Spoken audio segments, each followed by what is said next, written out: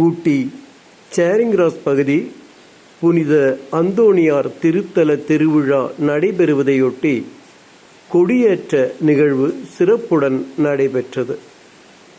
பங்கு குருக்கள் கொடியினை ஆசீர்வதித்து சிறப்பு பிரார்த்தனையுடன் கொடியை ஏற்றி வைத்தனர். புனித அந்தோணியார் ஆலயத்திற்கு கிறிஸ்துவ மக்கள் மட்டுமின்றி அனைத்து தர மக்கள் வந்து வணங்கி செல்வது குறிப்பிடத்தக்கது.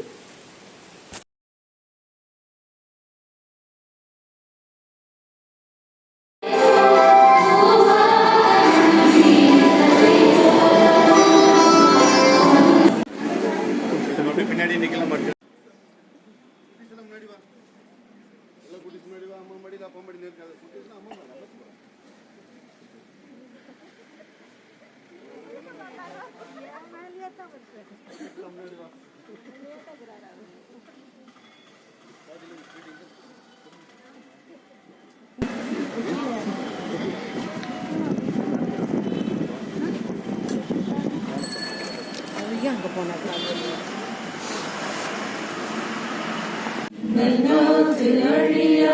நல்லவரே, வரம் கோடி கரம் கொண்ட வானவரே, அந்தோணி என்னும் அருளாளரே, மறந்தவரே, நல்நாக்கு அழியா நல்லவரே, வரம் கோடி கரம் கொண்ட வானவரே, அந்தோணி என்னும் அருளாளரே,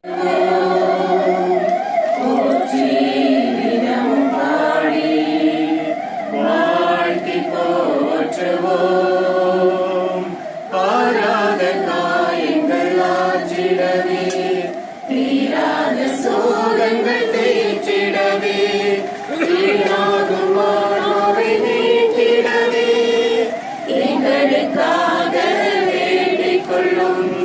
பாராத காயங்கள் ஆற்றிடவே, தீராத சோகங்கள் தேற்றிடவே, வீணாகும் வாழ்வை நீட்டிடவே, எங்களுக்காக வேண்டிக் கொள்ளும்.